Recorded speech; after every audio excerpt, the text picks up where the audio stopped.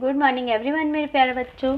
आज हम वर्ण विच्छेद तथा वर्ण मेल का टॉपिक पढ़ेंगे। जिस प्रकार मैंने आपको पहले की क्लासों में वर्ण परिचय कराया है, उसमें स्वर व्यंजन दोनों अलग अलग सभी का ज्ञान हमने कर लिया है।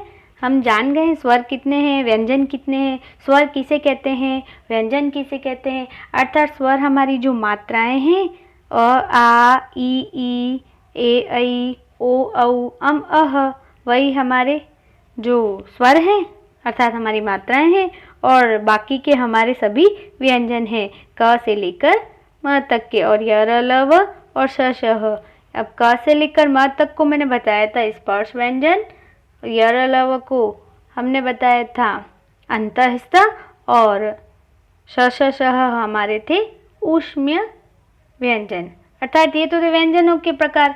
लेकिन अब हमें आज की क्लास में वर्ण विच्छेद अर्थात वर्णों को अलग अलग करना ये करेंगे हम, और उसके लिए हमें स्वरों की मात्राएं और हमारे व्यंजन हमारे ध्यान में होने चाहिए, तो वो हम जान चुके हैं। तो चलिए अब हम वर्ण विच्छेद क्या है, किसे कहते हैं, वो देखते हैं। तो चलिए, वर्ण विच्छेद अर्थात हमारा अलग करना। वर्ण विच्छेद का अर्थ है अलग करना। किसी भी शब्दों के वर्णों को अलग अलग लिखना, यानी एक पूरा जब शब्द आ जाए उसमें प्रत्येक वर्ण को अलग करना वर्ण विच्छेद कहलाता है।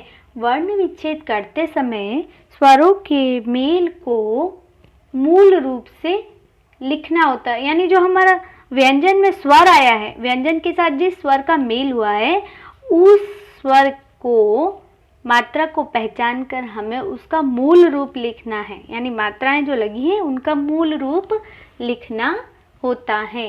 मूल रूप लिखा जाता है तथा व्यंजनों के नीचे हलंत लगाना आवश्यक होता है। हलंत लगाना आवश्यक होता है। ये लगाना लिखा और ये मूल का ऊ इधर आ गया। मूल रूप से लिखा जाता है और व्यंजनों के नीचे हलंत लगाना आवश्यक होता है। हलंत क्या होता है, ये देखिए, ये जो खड़ी पड़ी डंडी होती है वर्ण के नीचे, जो मैंने आपको बताई थी ये व्यंजन पढ़ाते समय कि सभी व्यंजनों के नीचे अगर वो स्वर रहित होते हैं तो उनके नीचे ये हलंत लगता है, यानी वो शब्द क्या हो जाता, वो वर्ण क्या हो जाता है, आधा हो जाता है। वो वर्ण क्या हो जाता है, आधा हो जाता है। यदि वो स्वर रहित हो गया तो व्यंजन बन गया, और व्यंजन हमेशा आधे होते हैं, बिना स्वर के आधे होते हैं, और उन्हें लिखते समय हमें ये हलंत लगाना आवश्यक हो जाता है। अब हम इनके कुछ उदाहरण देखते हैं। तो वर्ण विच्छेद का अर्थ क्या हो गया, पृथक करना, अलग अलग करना, टुकड़े करना शब्द के वर्ण विच्छेद कहलाता है। और वही वर्ण मेल क्या हो जाएगा, यदि टुकड़े किए हुए आएंगे तो अगर हम उन टुकड़ों को जोड़ेंगे तो वो वर्ण मेल कहलाएगा, वर्ण संयोजन या वर्ण मेल। और अलग करना वर्ण विच्छेद। तो हम कुछ उदाहरण देख लेते हैं। अब देखिए, यहाँ पर मैं कुछ उदाहरण दिखाने से पहले हमें मात्राओं की पहचान भी होनी चाहिए। स्वरों की मात्राओं और मात्राओं से उस स्वर का मूल रूप भी पता होना चाहिए। वैसे तो सभी बच्चे हिंदी पढ़ते ही हैं, हिंदी में मात्राओं का ज्ञान होता ही है, लेकिन फिर भी हम एक बार फिर से देख लेते हैं। ये देखिए, यहाँ पर हमारे पास है आ की हमारी मात्रा है यहाँ पर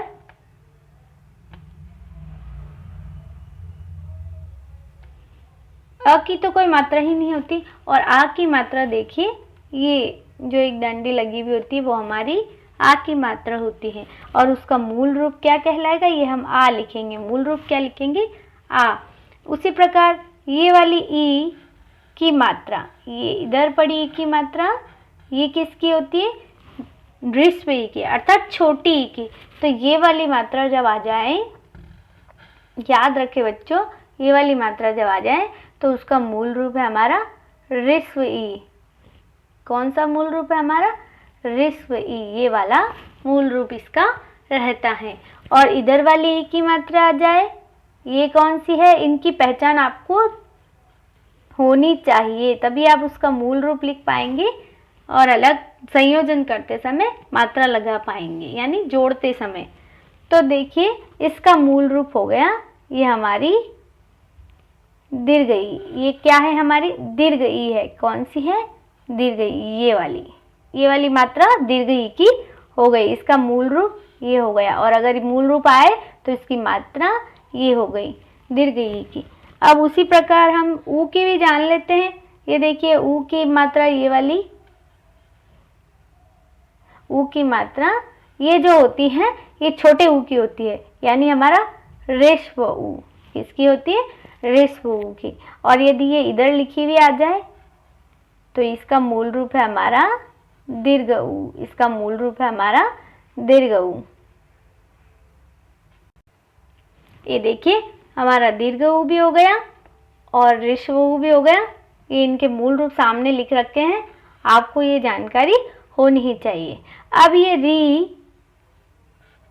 री जो लिख रखा है, इस री की मात्रा ये वाली। सब अगर शब्द के नीचे ये री आए तो ये हमारी री से ऋषि लिखेंगे हम। इसका मूल रूप क्या लिखेंगे? री से ऋषि। लेकिन यदि शब्द के ऊपर ये आएगा, ऐसे अगर ये हमारा शब्द लिखा है, शब्द के ऊपर ये आए तो ये र होता है। ये क्या होता है? ये आधा र होता है ऐसे। लेकिन यदि ये नीचे लिखी हुई आए, कोई भी शब्द के यहाँ पर लगी हुई आए, तो उसके लिए हम मूल रूप र लिखेंगे, ये वाला।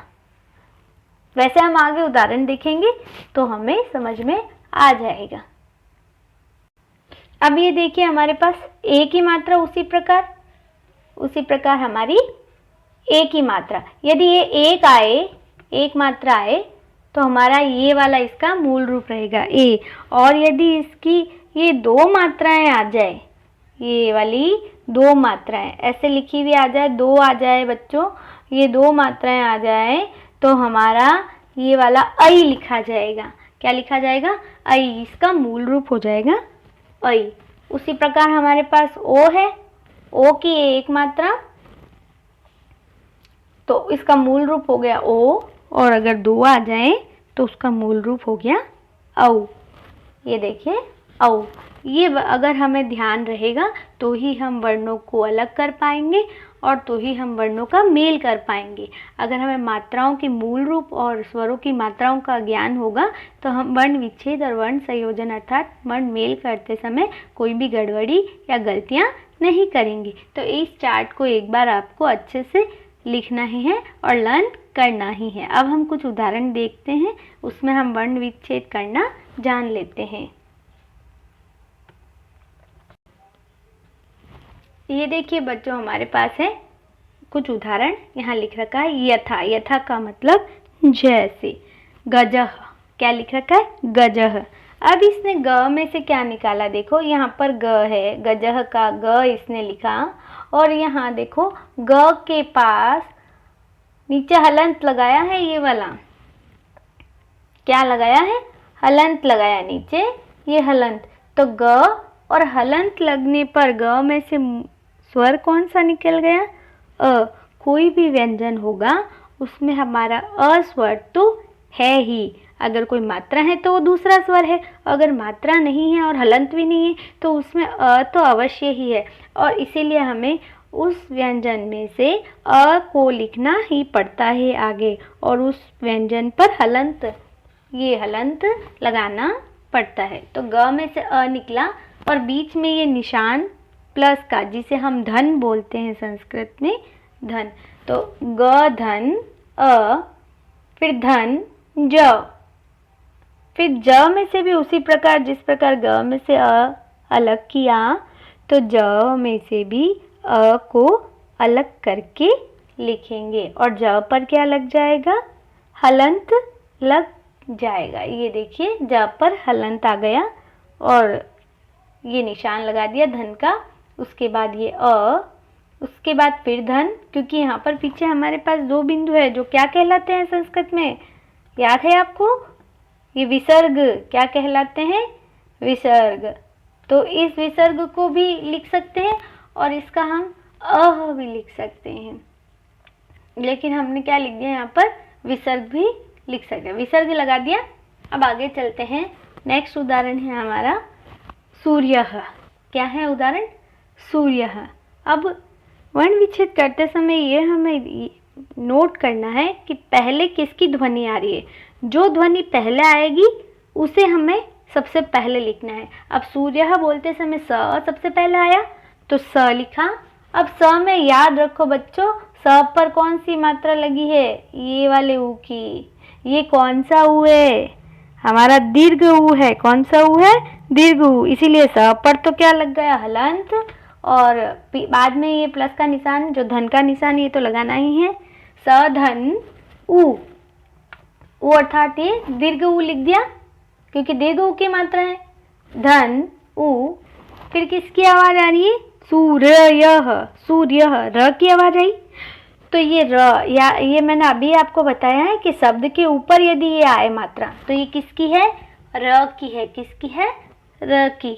अब हमने यहाँ पर र लिख दिया और र पहले से ही आधा है। र पहले से ही क्या है, आधा है। इसीलिए इस र में से हमको अ अलग करने की है ही नहीं, क्योंकि इसमें र है ही नहीं। तो अब हम अ नहीं लिखेंगे, उस पर हलंत लगा देंगे क्योंकि र पहले से ही आधा है।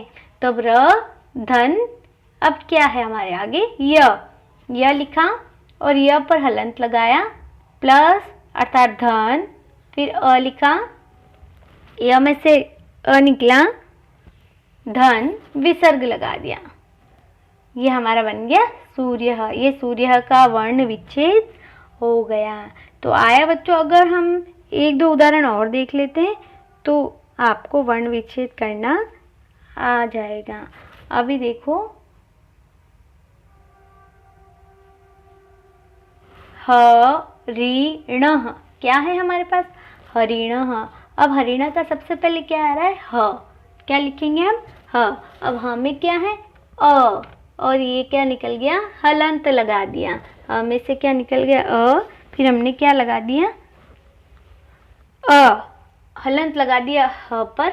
आगे क्या है, र, ह धन अ, धन र पर याद रखो, देखिए कौन सी मात्रा है, ई की। तो ये याद रखो कि ये वाली मात्रा कौन से ई की है, ऋस्व ई की है। इसीलिए हम इसका मूल रूप क्या लिखेंगे, छोटा ई लिखेंगे। क्या लिखेंगे, ये छोटा ई लिखेंगे, ऋस्व ई लिखेंगे। फिर आगे फिर धन, फिर न है और न में से क्या निकलेगा, अ, और न पर क्या लग जाएगा, हलंत। क्या लग जाएगा, हलंत। फिर न में से अ निकल गया, तभी न पर हलंत लगाया, फिर धन, फिर हमारा विसर्ग। तो ये बन गया हरिण। उसी प्रकार अध्यापक। अब यहाँ पर अ का सबसे पहले लिख दिया, अ को लिख दिया। अब अ में से तो अ तो स्वर ही है, कुछ अलग करने की आवश्यकता नहीं है। फिर धन लगाया। अब ये याद रखो, आधे अक्षर में भी कोई स्वर नहीं होता है, वो पहले से ही स्वर रहित होते हैं। अब यहाँ पर हमारे पास ध कैसा है, आधा है। इसीलिए हमने यहाँ पर ध को लिखा और ध के नीचे हलंत लगाया है। अब किसकी बारी आ गई, अब इसमें कोई स्वर ही नहीं है तो ध पर हलंत लग गया। अब य पर क्या लगा हुआ है, आ। क्या लगा हुआ है, आ की मात्रा लगी हुई है। तो हम इसका मूल रूप क्या लिख लेंगे, आ, और उससे पहले हम य पर हलंत लगा लेंगे। फिर धन करके आ, फिर धन करके प की बारी आई। अब प में क्या है, अ है, तो प पर हलंत लगा दिया और उसके बाद अ लिख दिया। फिर कह की बारी आई। क में से अ को निकाला और क पर क्या लग गया, अ, ये हलंत।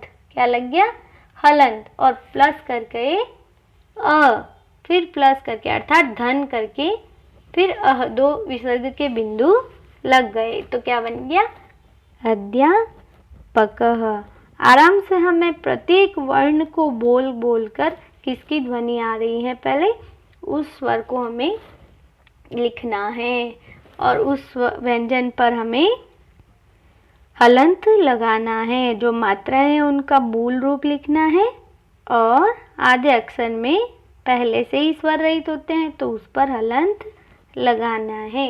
अब हमारे पास है पठंती।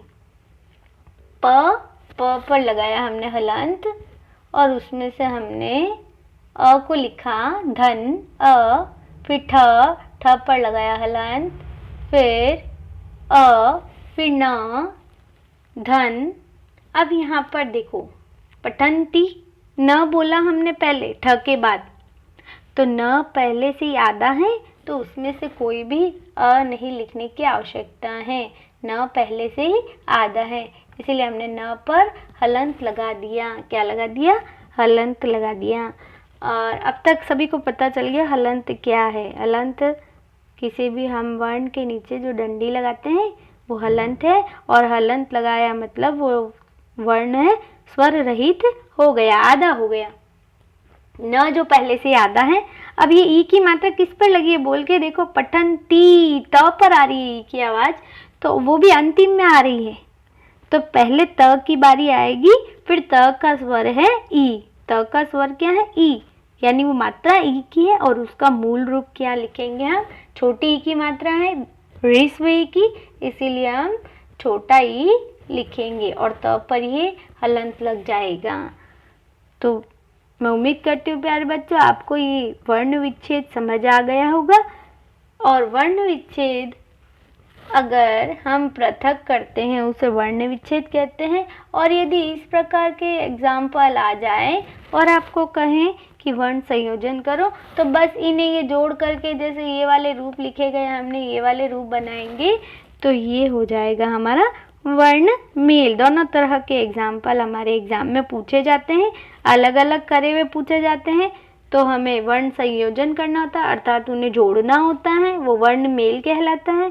और यदि हमारे शब्द दिए हुए होते हैं और उसका वर्ण विच्छेद करना होता है, तो हमें प्रत्येक वर्ण को स्वर व्यंजनों को अलग अलग करना होता है, वही वर्ण विच्छेद कहलाता है। तो अभी अब हम आपको सब समझ में आ गया होगा। कुछ एग्जाम्पल मैं आपके लिए होमवर्क में दूंगी, वो आपको करके अच्छे से इस वीडियो को सुन करके और फिर कोशिश करनी, अभ्यास करना है, आप उन्हें करने की कोशिश करें। धन्यवाद। ये देखिए बच्चों, ये वाला है आपका होमवर्क, इसकी पिक मैं आपको सेंड कर दूंगी। आपको ये दोनों प्रश्नों का अभ्यास करना है।